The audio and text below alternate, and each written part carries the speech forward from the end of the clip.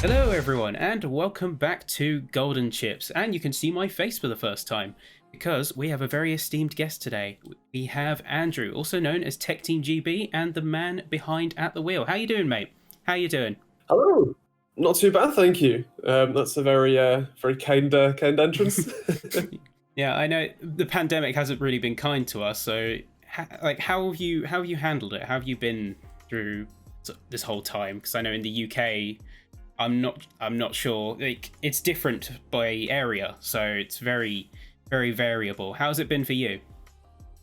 Not too bad, really. I mean, I'm a full-time YouTuber, which is kind of still a weird thing to say, but I don't really go out much anyway. I do still, plenty of hobbies and friends and things, but I don't go to work. I don't go out clubbing or whatever. I'm not a very social person generally, Yeah. which is ironic because I'm on social media. But anyway, the initial lockdowns, nothing really changed. I was still, going cycling with friends or cars or motorbikes or whatever. So not much. As it's kind of progressed, it's kind of been getting a bit more frustrating, but yeah, the novelty wore off. The novelty wore off by, I think, the second one, and after that it's just been grating. Yeah, that sounds about right. No, as I say, I'm really thankful for you to come on, because I contacted some of our listeners and they did send in a few questions. I think the main one, and probably one that you get a lot, is how you actually started, like why you picked tech for one, and how you actually got your foot in the door, as it were. Do you want to talk a little bit about that? Yeah, sure. So the short answer is that one, I've been doing this for a just disgusting amount of time. I think I created the channel on February 28th, 2012. So I've been doing it a while. The answer to how it started, me and two friends had all pretty much recently built gaming PCs. I'd built mine for Christmas and birthday, that December, January period, and so I just got a gaming PC. I was playing games on it, and the way that I learned how to build a PC was watching people like Linus on NCX Tech Tips, and so we all thought, that looks like fun. We've all got a couple of cameras. Yeah, why not? So we started making videos, and then over time, the other guys, I suppose, lost interest in doing tech reviews and that sort of thing, and so it became my responsibility. In terms of getting a foot in the door, probably a bit of not arrogance, but a bit almost blind ignorance and faith in not really thinking about yourself from the outside, and so kind of pestering people, but also understanding that you have to be giving them something in return. Yeah. Is probably the main thing. Yeah, because you think that when you're working with companies, it's an exchange of value. I know that there's a big misconception around, like, oh, it's free samples and they're giving you free products, but there's an exchange of value there. It's like you're providing honest coverage of this product for this company in return for them giving you all the tools and everything that you need for said coverage. Yeah, it's the trade is effectively promotion for often just a relatively limited space of time with the product. So one of the, I suppose, misconceptions is that everything that you see featured on my channel is either I paid for it, which I don't know how I would afford that, or that the companies who send me it, it's now like it's mine forever. Yeah. The vast majority of things that I review go back or are what are called rotation samples. So me being not the smallest, but certainly not the biggest, I'm normally second, third, fourth in the queue. So, for example, I had a laptop picked up this morning. Actually, it was the video that went out on Monday, the Asus Flow X13. Yeah, the X13, I believe that was. Yeah, so that that laptop, well, I think I had it for 2 or 3 weeks total. Video went out Monday, picked up on Wednesday, gone. I'll never see it again. And that's the story of that. Yeah, because you can. I think a lot of people just think, oh, look at all the boxes they've got in the background. They must have really deep pockets. Yeah, no. Like I do buy tech sometimes. I recently bought all three of the new, well, I say all three, the 5600X, 5800X, and 5900X, and a 10850K to benchmark against. So I do buy some things, but I definitely don't buy everything. Yeah, especially I think when would it be fair to say that starting out it was a costly endeavor in the sense that you didn't have those relationships with companies, so there was an investment there. Like I said, we'd all just built our gaming PCs, so we're essentially reviewing the bits in the PC, or the build as a whole, or like little features, little things that you do. One of the first videos that got any level of success was back when PhysX used to be a thing. I know that kind of dates me. Yeah, that's a but a bit of a throwback. But back in the day, you could do what was called hybrid PhysX, where if you had let's say you had a relatively powerful AMD GPU, but you wanted PhysX and you didn't want to run it on your CPU, which was awful and terrible, you could use a relatively low power NVIDIA graphics card and then tweak the drivers so that you were running both drivers simultaneously, and that the NVIDIA card would run the PhysX and only the PhysX, and then your AMD GPU would actually rasterize the image. I see, yeah. So that was one of the first things that we had that went not viral by any stretch, but got any level of success. So yeah, it when you're just starting out, it's definitely can be costly, because you won't be getting samples from companies. They won't know who you are. They won't know any track record of you not just stealing anything they send you, and you won't necessarily be able to give something of value straight away in return, and so they won't be interested in having that deal with you. So yeah, you often need to be a bit creative when you start out. Yeah, definitely. I can say when you're starting out, you don't have that brand recognition, you don't have that track record to say like, here's what I've done, here's what I can provide. But no, that's really that's really insightful. But another thing that I got asked by one of our listeners is at the wheel. I want to switch gears a little bit. What made you want to start that out as well, like alongside the tech channel? Was it just a love for cars alongside? Yeah, so I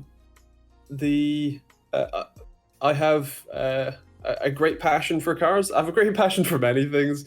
Cars is definitely one of them, and you've probably seen motorbikes as well.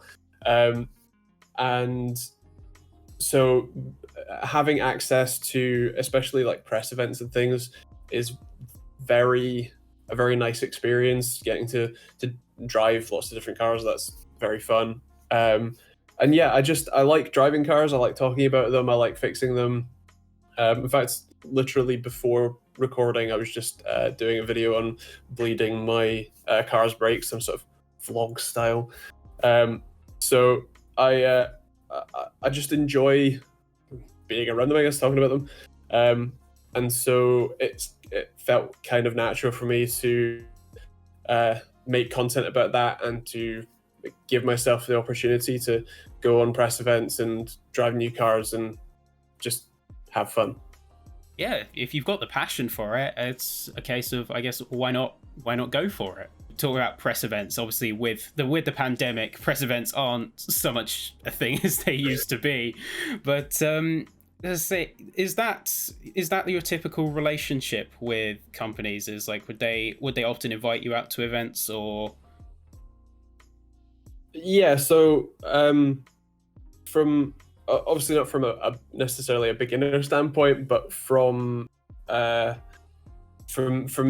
in a normal year, Yeah, and I stress normal, yeah,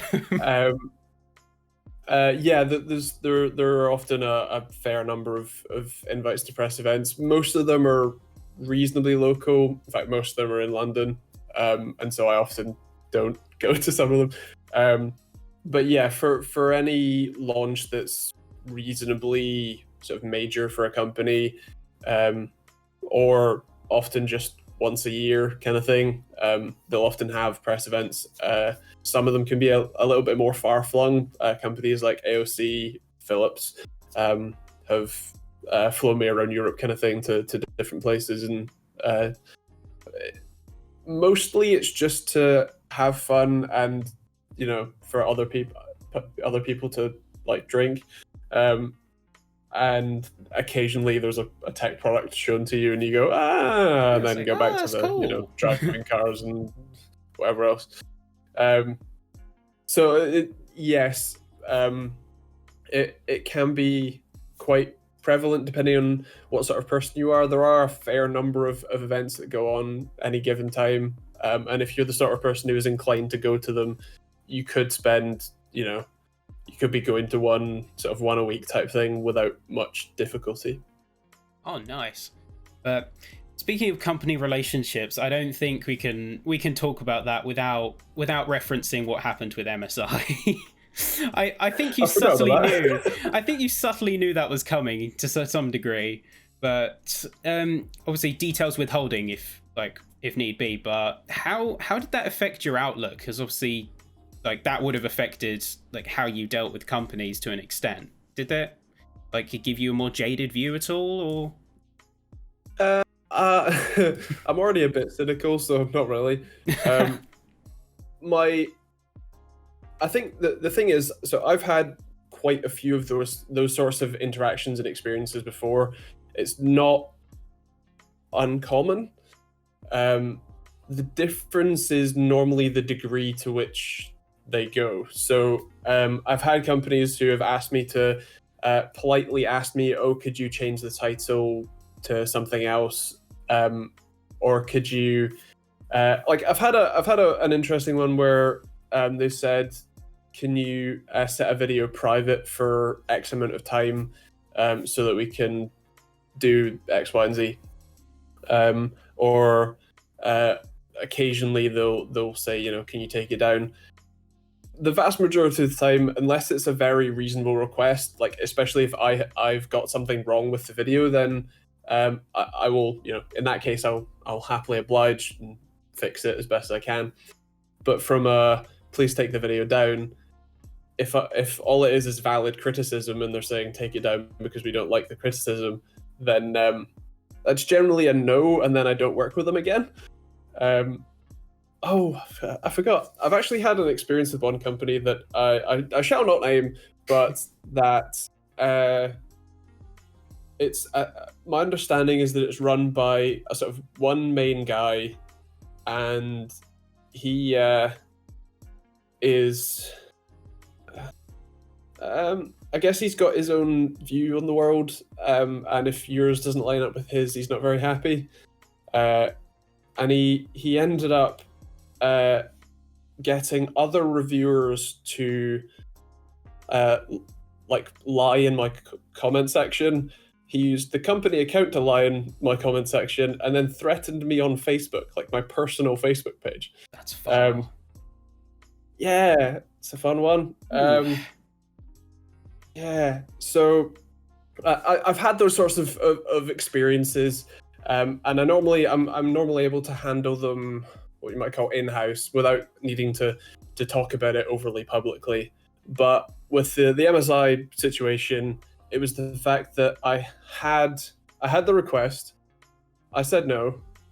I had another request, I said no.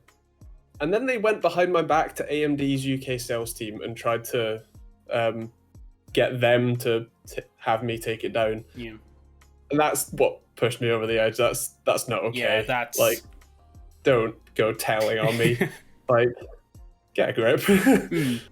Yeah, that sort of definitely crosses a line. I know that another tech channel, Hardware Unboxed, they make a big point of this, is that if there's if there is like negative coverage in a review, they usually contact the company to validate their findings. And yeah, if it's negative, yeah, they'll disagree. But for the most part, I'd like to think that companies sort of accept it and say and try not to fight it, unlike what MSI did in that instance. But yeah, the process is for most companies is fine. The process is, if I find something that I think is broken or not working right, then yeah, I'll happily go contact the company before the review goes live and say, hey, I found this thing, is this right? And then normally they'll go away, they'll come back and say, yeah, that's right, and I go, cool, thanks. I don't normally air any criticism of the product before launch. It's normally my opinions normally stay to myself until they go live. But yeah, most companies, honestly, most companies' PR reps know what is good and what is bad about the product, and as long as I'm not being rude about it, they normally go, yeah, fair enough. yeah, so most of it is just, yeah, okay. But yeah, I think one of the standout things that happened with MSI, obviously when you went public with all of that, is how so much of the tech community rallied behind you to say, no, this isn't okay. How did you feel about that?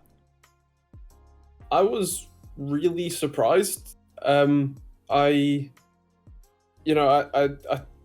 it was basically a series of tweets, and within what, 2 days, 3 days, I had dedicated videos on Gamers Nexus, Hardware Unboxed, and a long story on WAN Show. And it's kind of, I guess, surreal is probably the right word. I'm incredibly grateful. Like that can't be understated. And if not for the support, I don't think that the situation would have been remedied as I suppose well as it was, if that makes sense. So yeah, I'm incredibly grateful. Yeah, having that big signal boost, I was sort of viewing that at the time it was going on, and I love to see it because it was good to see everyone rallying behind a common cause, because that wasn't okay by any stretch, and it was good to see everyone sort of stand to say, no, you can't do that. To switch gears a little bit, you'll stay on the topic of companies, but Intel, that's one thing that I wanted to ask you about. See, they've made some big claims. Pat Gelsinger is in the chair. He's made some big claims. What do you want to see from them? So, interestingly enough, I literally today researched, wrote, and filmed a video about the sort of future of Intel and AMD. So I am well read on this on this topic. Convenient timing. Exactly. I am, from what I've seen from Alder Lake, which is the next generation 12th core CPUs, I am, I guess, cautiously optimistic with it. The end result that I want to see is fair and level competition, right? Like, that is the best thing for the industry, because it's very clear that AMD has helped push Intel forward, and I'm very much hoping that Intel taking a leap forward with Alder Lake will push AMD to push even harder for Zen 4 in 2022 and a bit. But from the Intel side of things, I would like to see less of the arbitrary restrictions. So one of the things that I've mentioned quite a lot in recent videos and topics is Intel's warranty policy. So with AMD, if you buy a Ryzen CPU, as long as you don't put 33 volts through it and explode it, you can pretty much return it warranty intact, right? Like overclock, I think it's like custom P state overclocking, and maybe if you're using precision boost overdrive or whatever, PBO. Yeah, PBO. That I think those two might technically void the warranty. But if you're doing straight up normal overclocking, if you're setting any memory speed you want, if you're using standard boost algorithms, or even I think clock tuner for Ryzen, I don't think counts either. All of that is considered fine, do what you want. But with an Intel CPU, if you dare to touch the multiplier, if you dare to set XMP to anything higher than their factory spec, which currently is ridiculously low for performance CPUs at 3200 megahertz, and before that it was 2933, or any of the other settings that they themselves have enabled or developed, warranty's gone. What? And while they are getting better with this on the new 500 series boards, the whole memory overclocking restriction on lower series boards was a terrible idea. And my understanding, and actually I asked Intel's UK PR manager on a briefing call, is the memory overclocking going to be enabled on older chips and older platforms? You know, like how Ryzen does or AMD does BIOS updates that make older, like B450 boards support newer CPUs. Is that going to be a BIOS update? And he said no, because there's some technical limitation. And so, one, I can't say that I understand. I don't think I got a follow-up answer from that. But two, no more of that, please.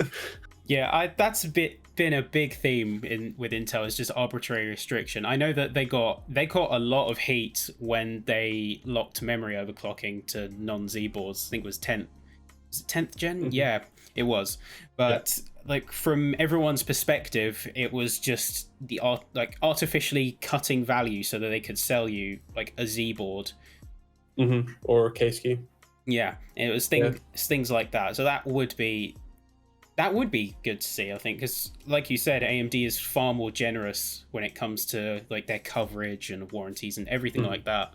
For me, one of the other things that I would like to see from Intel is honestly power efficiency. I'm hoping that with their Alder Lake, which is meant to be on their 10 nanometer enhanced super thin process node, I know, that will be more efficient, and especially because they're doing a big little configuration where they're doing up to 8 what are they called, Gravemont, something like that.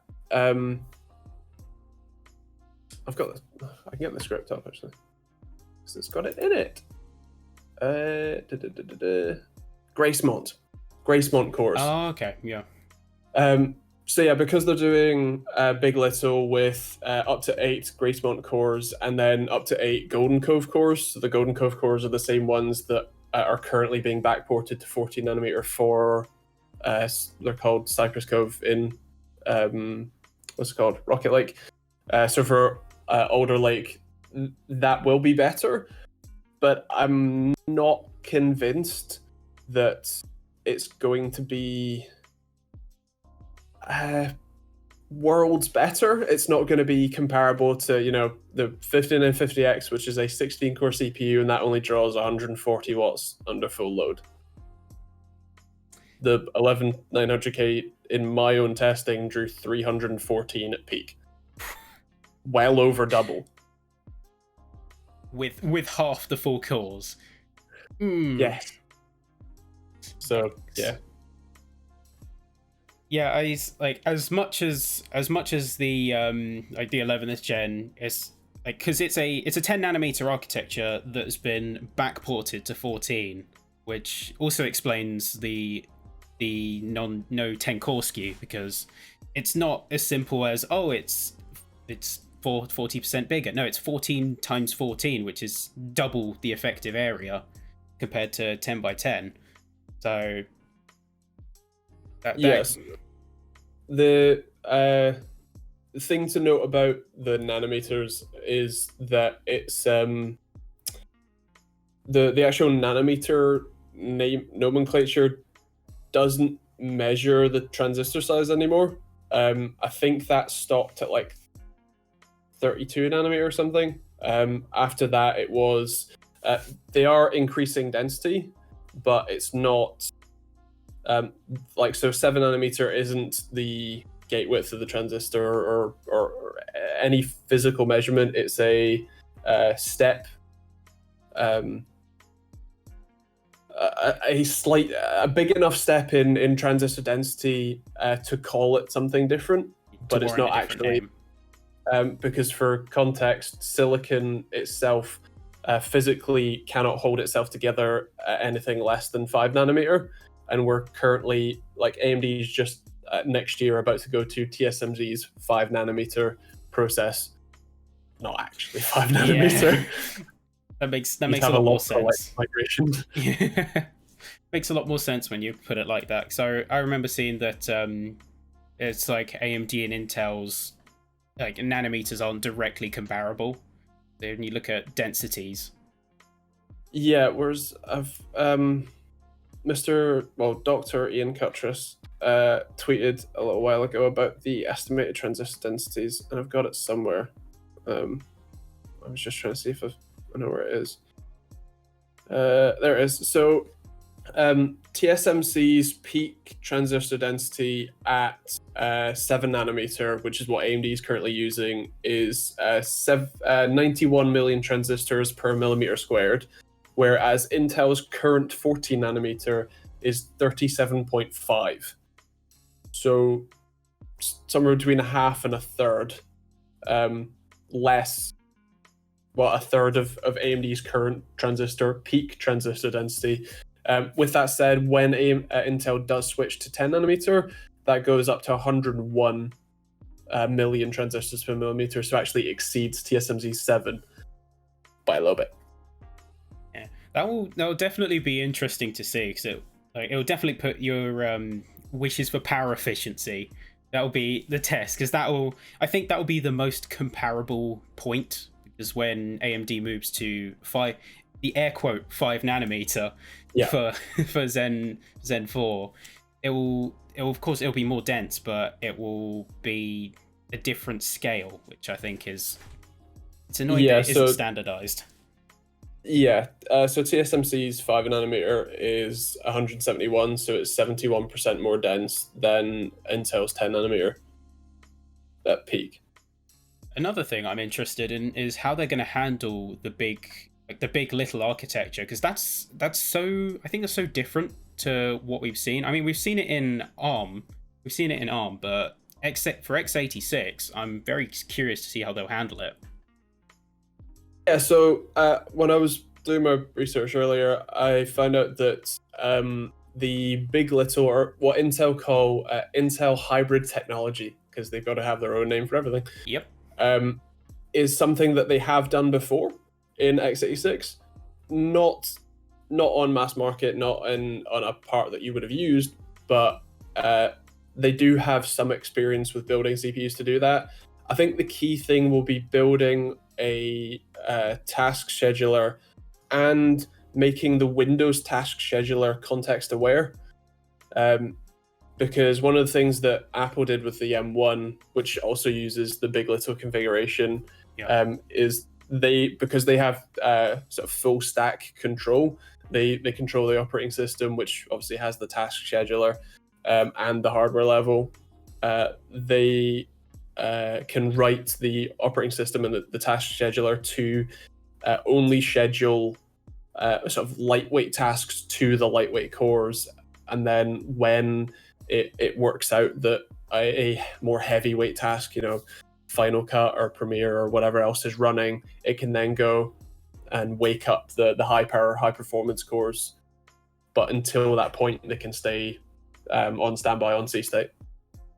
So Intel will need to do that well and get Windows to integrate that into the Windows task scheduler to get the efficiency benefits. Yeah, I definitely think that's the biggest hurdle, is getting the software to play ball, because it's like you said with the M1 and how they've managed to do it. That's one thing I definitely give Apple credit for, is how well they managed to just seem like a normal desktop experience. You have no idea that it's on a fundamentally different architecture than any other Apple machine. Yeah. But one thing, yeah, that's definitely one thing that I'm curious for, is to see how they handle it. You've had, I know you mentioned before, it's been over 9 years since you started, but in that time, what would you say is like, if you had one product that was like your favorite to review, or one that you'd most recommend to people, what would you turn to? Oh, there's a lot. um, do you mean specific product or product category to review? I'm I would like, do you prefer laptops or CPUs or I feel like uh I can get a bit nerdier with like CPUs and GPUs. Um, Whereas with laptops, you tend to have to abstract and look at the whole picture, look at, how the display works, how the cooling system and the performance, and then the CPU versus GPU performance, the upgradability, the usability, the blah blah blah blah. yeah. So there's a lot of factors to look at.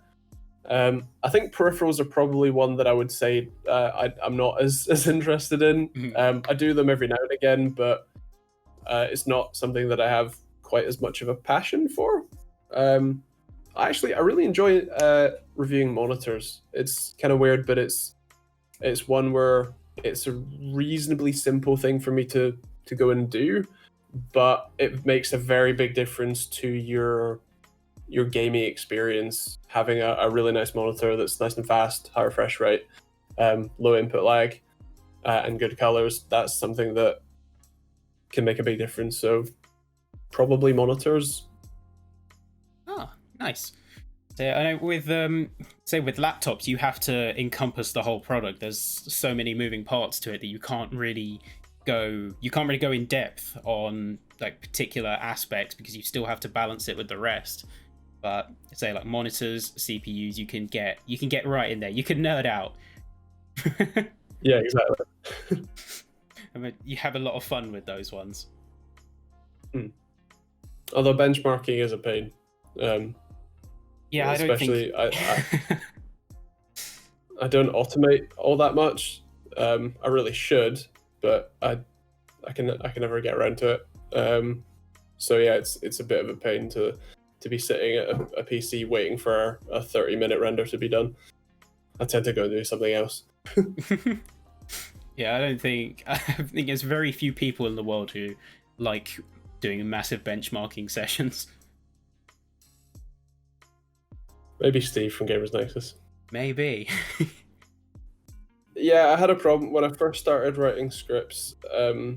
All of the videos that I would do were like 4 minutes long, and YouTube generally prefers longer content, give or take, depends on the content. But yeah, I had a bit of a problem with most of the videos were like 4, maybe 5 minutes long, and I'd be reviewing like a CPU, and that's just not right. So I've been getting better at Yeah, telling a elaborating. story. So is that the angle you play when you like try to make a video? It's not so much like review the product. Is there like, do you ever try and go for a particular like a narrative or like driving question behind a video?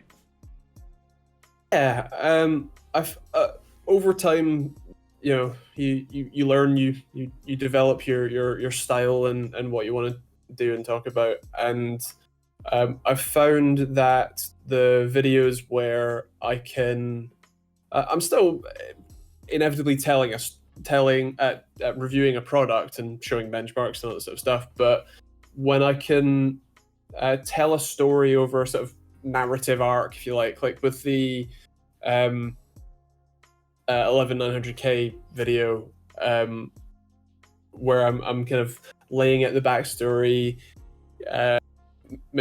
giving you an idea of where it sits in the market, showing you through the benchmarks, showing you where it might be a bit better, where it's definitely terrible, and then sort of giving my thoughts and opinions. If I can try and shape it into a bit of an arc, that tends to do better. It tends to be a more enjoyable video to watch, and it tends to mean that people want to watch both Linus's and mine, rather than just, oh, it's another boring review. Like, I've already seen one, so I don't need another person's, 16 different charts and graphs. So when I can, it doesn't always fit. Yeah, definitely. It's like constructing a through line that sort of ties the whole thing together. Yeah, I do my best to do that. Like I said, it doesn't always fit. Some products innately aren't that interesting, or don't necessarily, like, if they're just uniquely average or uniquely like fine. It can be very hard if they don't have any real defining features to talk about, and to a point it can get me in trouble, because if I'm trying to pick a narrative arc and the narrative arc happens to be, this product does something dumb, then the whole video ends up feeling like this product is dumb, which is kind of the thing that I'm trying to get across, but it also it doesn't necessarily come across as fair and balanced, which some people won't be happy with. Yeah, I can see that being a struggle, but if there's anything I've learned from like seeing how things went down with MSI, as we talked about earlier, it's that like having like integrity and like having sort of transparentness, like this is my like honest, unbiased review. That's like the main thing that you should have when, especially if going into this kind of industry. Yeah, there's a lot of people that let's say don't share that philosophy. There's a lot of people who you would find a review, like titled review, but at the very end you find out that the company is paying that person, or has bought ad space on a given website that happens to be reviewing their products, or a variety of things. But yeah, I find if having integrity, having respect for, I guess, yourself and your audience, means that it's at very least people can trust you. They can know that what you're saying is at very least your honest opinion, even if it you might miss some things or mess some things up or whatever. At least you are true and valiant in your efforts. And so yeah, it just makes sense. Like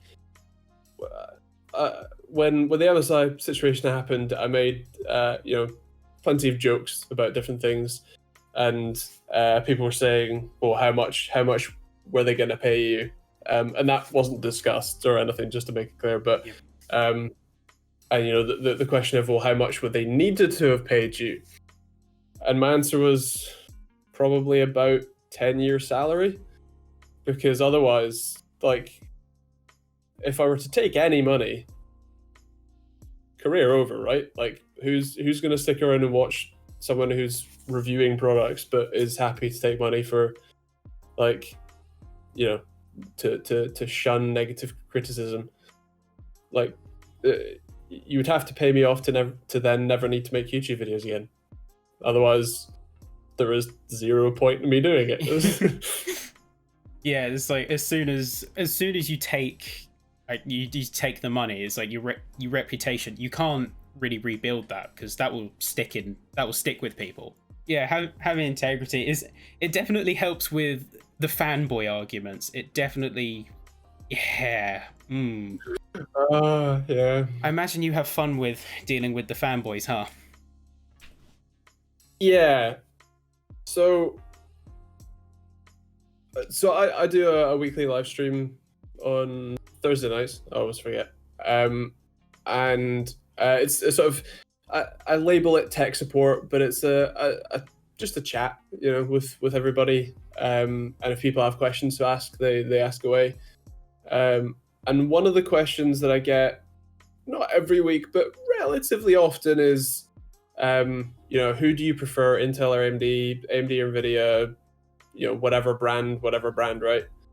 And my answer is pretty much always none of them.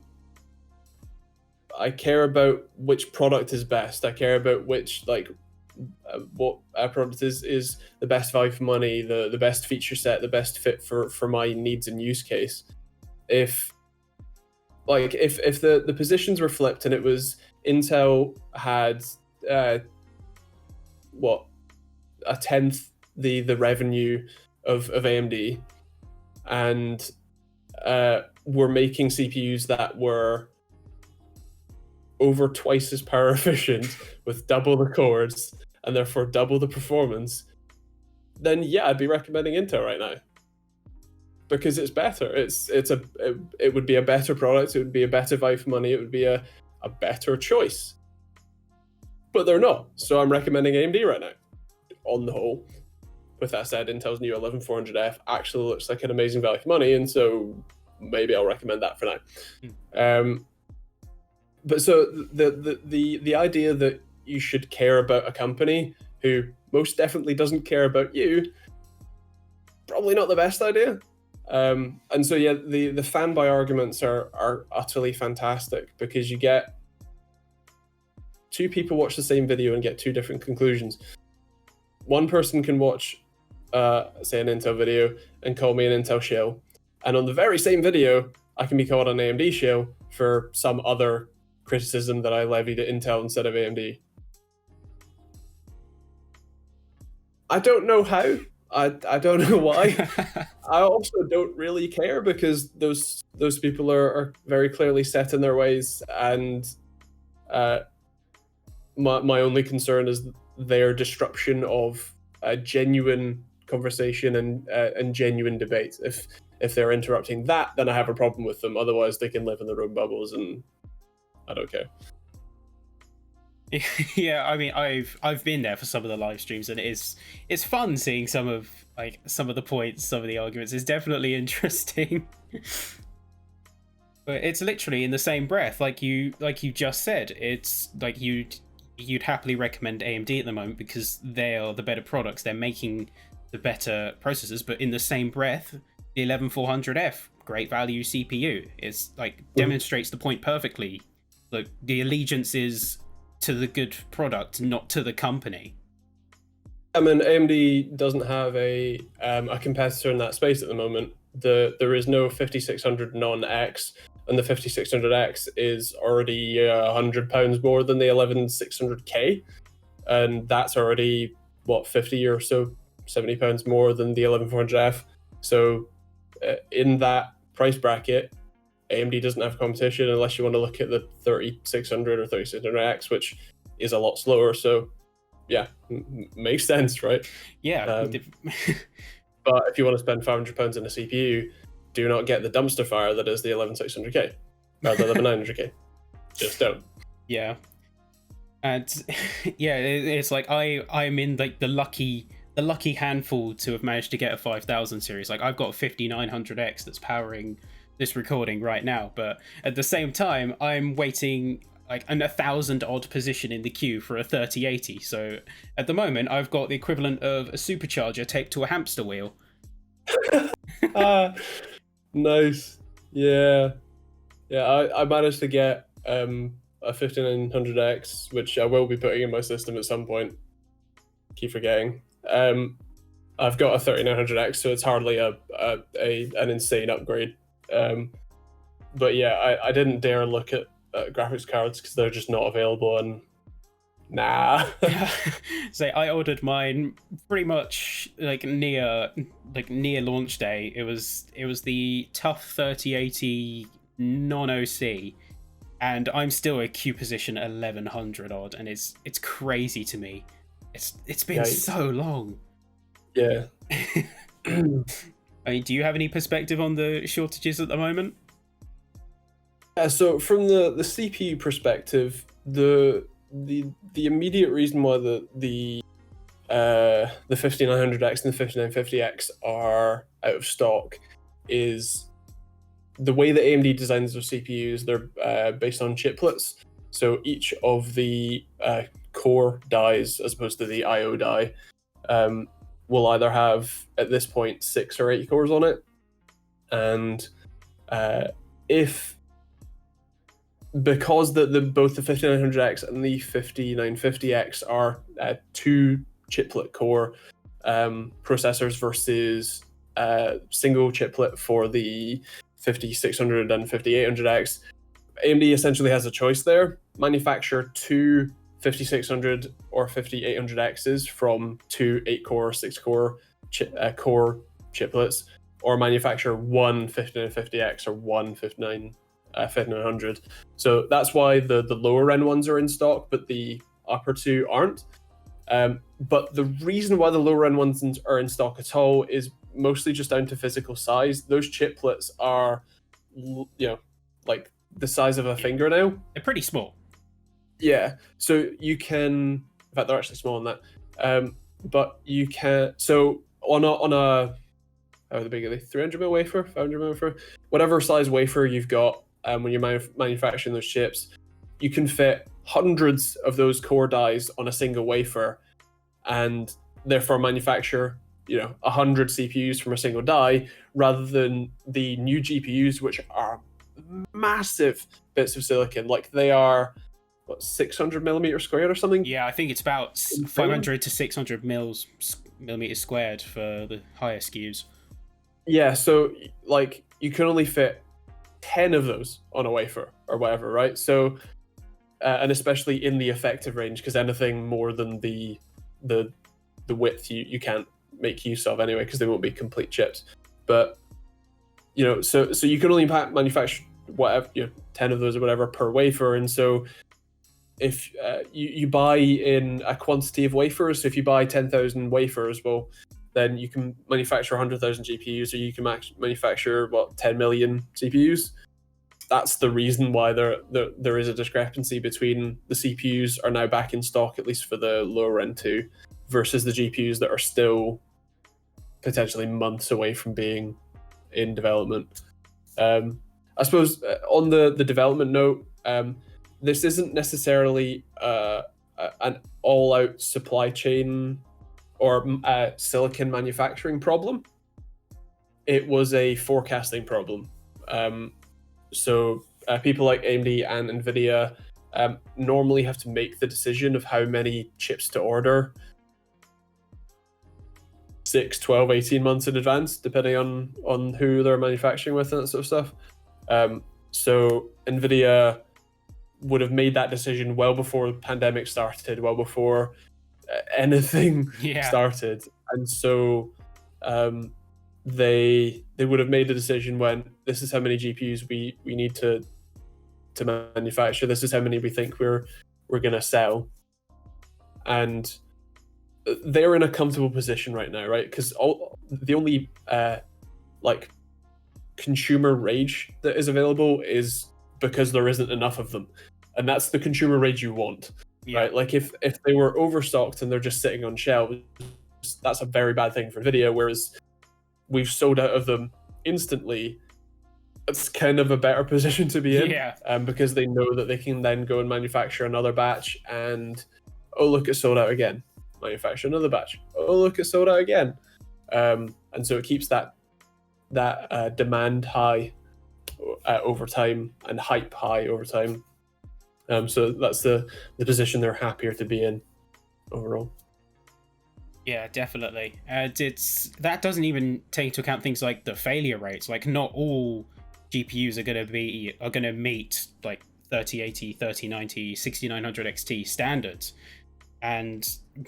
But that combined with, like as you said, the high demand and the low supply, like the scalper market has absolutely exploded. Like it's gone completely crazy. Yeah, it definitely has. There was already a scalper market for things like concert tickets and things, Ticketmaster. But those bots were very quickly turned on tech purchases, and actually any product that is clearly has high demand and therefore a chance of a higher resale value, because it's basically free money for those scalpers. It's you train bot to buy product, they buy product, gets sent to a warehouse, or your house or whatever. You keep it in a shed, who cares? And then you sell it for potentially double its asking price.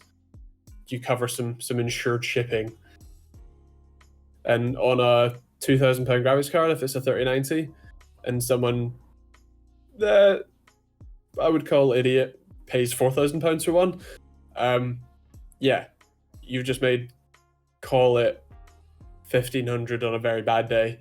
Yeah. For no real effort on your part. So I can understand why they're doing it. It doesn't mean that I don't hate them for it. Yeah. But yeah, I would definitely like to see more, let's say, restrictions in place, more checks, more Cloudflare, more bot, like anti-spam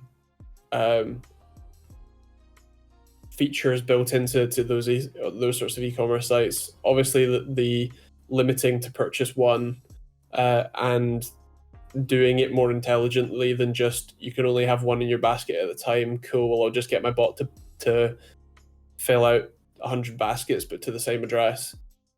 Well, that's you got to check the addresses and stuff. And I know that some companies were deliberately, I think it was Overclock UK who I spoke to, they said they were holding back shipping orders until they manually verified that the address wasn't one that they'd seen before, or something like that. Don't quote me on that, but Yeah. They were manually checking through orders of those high demand items to make sure that it wasn't going to scalpers, it wasn't going to people who use bots to buy it. It was going to genuine gamers. Yeah. But no, on the note of Overclockers UK, two things actually. First off, I think they employed a very clever tactic, which was listing the 3070 launch under 3D printers. So for a good time, that did throw off the bots until they caught on. So that was a clever tactic. But the other main point I want to hit on is the blame shouldn't reside on the retailers. Like I've scoured the forums, like I've lurked on specifically the OC UK forums for a good couple months, sort of as a kept track of order, etc. But they are doing everything they can. I mean, like you said, like allegedly they are checking all the addresses to make sure that it's no repeats, to make sure that it's actually getting out to as many genuine users as possible. So retailers are doing everything they can. It's like they're at the mercy of like further up the supply chain. I think we actually made a point of that in our first episode. But yeah, it's definitely a difficult situation to negotiate. Like there's no right answer. I mean, the companies are loving it because everyone's clamoring for their products left, right, and center, and they'll do anything they can to get them. Mm-hmm. But yeah, it's not the greatest situation for us lowly humans at the bottom end. No, not quite. Not quite. And on that optimistic note, what is it? Massive thank you again for coming on, mate. You got any plugs you wanted to make? Any like slot in promo? Well, if any content creators are watching, I run a website called Locally Links, which you can check out. It's a global short linking site for people who use Amazon affiliates. It's something that I use, I built for myself, and is very handy, and can make you more money, which sounds like a scam, but I promise it's probably not. We love money. I'm a terrible salesman. And yeah, if you don't know me, then feel free to check out me at TechTeamGB.co.uk and youtube.com/TechTeamGB. And thanks for having me. Yeah, lovely. So links will be in the YouTube description and in our description on Spotify, Apple Podcasts, all the rest of it. But that's all for this episode. Take care, everyone. Thanks again to Andrew, and we will see you in a couple of weeks.